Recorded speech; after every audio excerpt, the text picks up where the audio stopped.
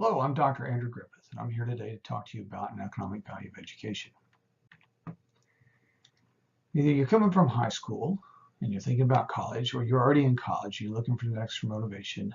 From my perspective as a student, you should be able to answer the following questions. Why are you getting your college education? Why are we doing this? Is it really worth our time and trouble? Those are things that constantly run around the back of students' minds. But you need to be able to answer for yourself why you're doing this. What do you hope to accomplish from this? And then, once you figure out what it is you hope to accomplish from it, you should explore what your long-term educational goals are. What do you intend to do after that? What's next? You should always ask yourself what the next step is and what do you hope to accomplish with that. Is it a return on investment that you're looking at? Is it employment prospects? A number of things play into that, but you should be considering that for yourself. I know in my own situation as a student, I went to college, I dropped out third semester, I came back, went back to college, dropped out third semester, all because I couldn't answer why I'm getting this college education. Why am I doing this? And what are my long-term plans? And so on my third time in college, I'm sitting back and looking at the third semester again, and lo and behold, I see some data. The data is wrong. It doesn't really do a good job of communicating to me what it is that I want to know as a student looking to pursue a field of studies that's going to possibly increase my odds of employment and that kind of thing. So I was curious from that point. The data I saw, again, it was wrong. It was misleading. It was not very beneficial. But seeing that data motivated me to go find the data that I needed. And I've been tracking it for years since then. So with this in mind, let's step forward here a little bit. I'm going to show you the data that I needed to see. Now, the first part is not really what I needed to see because people kept telling me, oh, you're making money. Making money. That's why you go to college. You make more money. That's not the answer. Unfortunately, a lot of people couldn't articulate that. So this is what I want you to see at first. I wanted to know median wages for those people employed year-round, age 25 and above. Why? Because those are the people that you and I compete with when we apply for jobs. So I wanted to know the educational distribution, the highest level of education within the workforce. Where does it stand? So 2005's data, that's March 2016 Census Bureau survey. It showed, if you look down here, 22% roughly have a bachelor's degree, and that's where they stopped. 8% have a master's degree, and collectively between the professional degree and the doctorate degree, you have about, we'll say, 3.75%. Well, it speaks for itself in a lot of ways. But that doesn't mean a whole lot to us right now, unless we can put it in some sort of context. So fast forward to the stuff that I just got yesterday, September 13th, 2017, the March 2017 Census Bureau survey. If you look down there, you see the bachelor's degree's got 25%, a little over 25% is the highest educational attainment. 11%, a little over, has a master's degree is where they stopped. Less than 2% now have a professional degree. And the research doctorate, well, it's almost 2.5% now. Now, to me, that's important. I do want to highlight one little thing. When you look over here off to the side and you see this field right here, quite obviously, it's a drop in distribution educational attainment in the workforce. It's probably minor. We'll see over time if that trend continues. But relative to 2015's data, which is the March 2016 survey, the median earnings dropped. Went from 110,000 roughly, if I remember correctly, to 100 and a little over 106,000. So that's definitely something that I'm interested in. I'm curious as to why that's happening. I suspect it goes back to the data the New York Times has talked about extensively with respect to the law school students. And the researchers that I've read, their published papers on it, they've all said more or less the same thing. The law school students pay the most amount of money in tuition. They borrow the most amount of money in student loans. They have the least odds of all the professional degree categories to get a job in the field within a year of graduating and passing the bar. Less than a 50-50 chance, it's a probability to put upon your preference terminology. So not real good odds, kind of like winning the lottery, so to speak, but it's a little better odds than winning the lottery.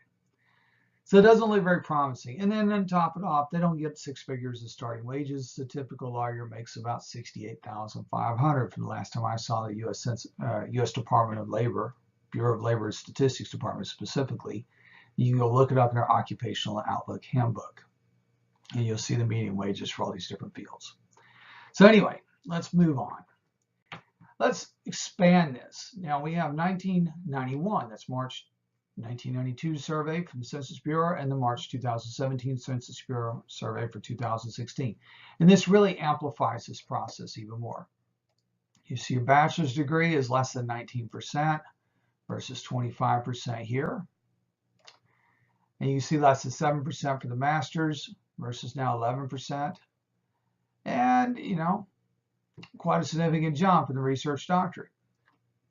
That certainly matters to me. Also, it's worth pointing out that if you take and you sum up the bachelor's degree or higher category, that's over 40% of the workforce. That's a significant bump in my mind, that we have a significant portion of the workforce that has a bachelor's or better. And we'll come back to that here in a little bit. But let's compare apples to oranges for a little bit. 1940, when you look at the population age 25 and above, you only had 24.5% that had a high school diploma or better. Less than 5%. Yeah, less than 5% had a bachelor's degree or higher. Look at the workforce. It's more than 40%. Then in 2016, 89%, more than 89% of the population in the United States age 25 and above have a high school diploma or better.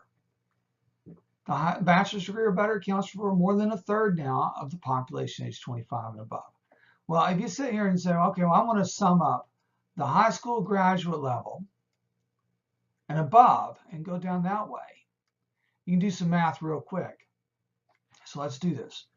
Well, we know right there, there's almost 4% for the 9th to 12th grade, but did not graduate high school. So that drops us down to what? 96%, a little over 96%. Knock another 2.5% off of that. What do you end up with? 93.5% of the workforce has a high school diploma or better. That's not that far off from this number down here. Something to think about. But let's continue on. For those of us that are like myself, recovering finance majors, I got to put the time value money to everything, and this gives me a metric to compare with, say, inflation rates. So the inflation rate note is 2.3562% for the same period. And you can go down this rate of change because while the big numbers, the whole numbers, the constant dollars look big, but our society functions really in interest rates. That's part of why I do this. And if you're comparing this with this inflation rate, this value right here for the same period, what are we looking at? There's only two groups that have managed to keep up with the inflation rate. One is the research doctorates, the other one is the master's degrees. So between the trends in educational attainment of the workforce, where people are getting more and more education, more and more degrees, between that and the inflation rates, the rate of change for those particular categories over time, that says to me that for me to be viable in the workforce, I need to have at least a master's degree. If I'm thinking I want to be viable for the next 30 years, I want to be able to pursue my career options. The other thing it says to me is that I really should think about a research doctorate. Now, if you want to do an MD or a DDS or something like that, you should do that. That's a great thing. And that will probably put more money in your pocket in the long run than definitely a JD or a research doctorate. But nevertheless, and this is, again, running off the data, nevertheless, if I'm sitting there as a student trying to figure out which way I want to go with this, looking for at least a master's degree and possibly beyond that. Now, for decision-making purposes, this other stuff's down there really for morbid curiosity, I guess. I tend to use, when I'm evaluating things, this 3.82%, 3.83% as an inflation rate annualized as I'm making my own decisions for my planning for retirement, planning for future cost of living expenses, that kind of thing. Now, for those of us that want to compare the average, which is the mean earnings, with the median earnings, we have that information as well. And you can see this very easily, that there's quite a disparity between the two in just about every category. Now, why is the median so important? The median is important because half is above and half is below in the distribution. Average doesn't give us anything really useful to benchmark ourselves with or to make decisions with. So it's kind of misleading in that sense. But there is a disparity, almost $50,000 disparity in the professional degree category. And the reason why is because your typical lawyer doesn't make a lot of money when it's all said and done. They don't make as much as a medical doctor does. So don't get caught up and go, oh, I got to get average. If I can become a lawyer, I'm going to make $153,000. Chances are you're not going to do that. The odds are definitely against you.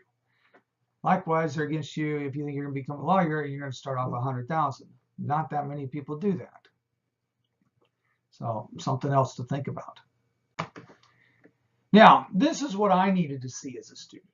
Had I seen this in the beginning, had people been able to tell me about it in the beginning, I would have stayed a college student for a very long time and would have gotten everything done very quickly because it was a motivating piece of information. When I did finally see it, I stayed 11 consecutive years full time, and I worked my way all the way up through the research doctorate.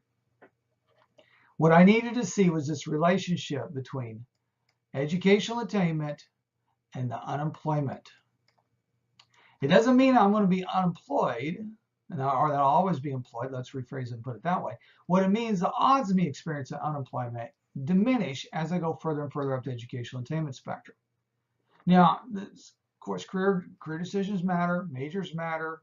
If I go after a field like, say, underwater basket weaving, I get a research doctorate in that, that's not going to do me a lot of good. It's not going to increase the odds of me being employable because there's not that much of a demand for people who specialize in underwater basket weaving. No offense to those people who majored in it. I need to go after something that makes a lot of sense. So to do that, you can go to the Bureau of Labor Statistics Department and look at their Occupational Outlook Handbook and figure out which fields are rising in terms of projected growth, projected expansion. You can draw your conclusions there. As a student who borrowed money, I would advise you to turn around and consider your major, consider your employment prospects based upon what you can do. So for example, I think the last time I looked at the data, the accountants were expected to have an annualized growth rate of like 13% a year, according to the Bureau of Labor Statistics Department. So we know there's a demand. So if you're borrowing money, you treat it as investment, and you look at a field that's going to pay off, or at least the odds are in your favor that it will pay off. And that's super, super important. So anyway, let's move on. We have two papers here. The first one I recommend you check out is this 2011 paper, which you should be able to get through your institution's library. Maybe one of their databases, or maybe they have it on the shelf. But if you have a college or university library that you have access to, they should have it. Your local public library might be able to get a copy of it for you as well. I do recommend that you check it out. Look at Table 6. Table 6 really kind of gives you a model as to what you can expect for your annual earnings growth rate over a 30-year career would be, based upon stopping at different levels of higher education. So the model is based on or has the assumption, more appropriately put, that you're 25 years old, you have a 30-year working career in front of you, you have a high school diploma. What happens if you start your college adventure at that point? What can you expect over your 30-year career for your annualized growth rate of earnings? Now, that's ignoring majors, it's ignoring career decisions and stuff that might have adverse effects or beneficial effects. It's just making a normal assumption given the databases that we had to work with. So you run through that process, and the conclusion from that, from Table 6, is a research doctorate is better than a professional degree in terms of annualized earnings growth rates. Now, majors matter, and you're not going to experience that typically as a lawyer. Most lawyers don't experience that kind of stuff versus, say, a medical doctor who's going to typically outgrow that and have a greater earnings growth rate than what we have on a research doctorate. Nevertheless, it's something for you to work with. And since our society functions in interest rates, not whole dollars, and a lot of these papers that study this stuff do lifetime earnings in constant dollars, that's part of what this paper is about, is interest rates, because that's what we live with. The 2012 paper says, well, I was reading some stuff from the Census Bureau and other publications about earnings growth rates, and they were talking about lifetime dollars. They were using data sets that were appeared 2 or 3 years apart, which I later learned was not a good choice. But nevertheless, they were there, and they said the professional degree is the way to go. Again, ignoring majors, ignoring career decisions and such. So I started looking and said, well, over a 40-year career, because that's what they used, is there a statistical significant difference between the growth rate of a research doctorate, ignoring majors and career decisions, and a professional degree, again, ignoring those, the minor details or the subset details. So just look at the macro levels and that's it. And statistically, there are no differences between the earnings growth rates of those people who stop at a professional degree versus those who get a research doctorate. What makes the difference is career decisions and the majors. Those are the two things that matter the most. So that 2012 paper you'll find posted to ResearchGate with permission from the journal. And you can download that and read that anytime you want. And here are the references if you wish to go check them out. You can see that information when I pulled it and the URL that was working at the time that I pulled it. So you can explore those things, play around with the data. I strongly encourage you to do that. And I hope this information is as motivating to you as it was for me as a student. When I needed to see it, I found the data because, again, the data I saw was not right. And that really motivated me to do what I did academically and professionally. Thank you, and have a nice day.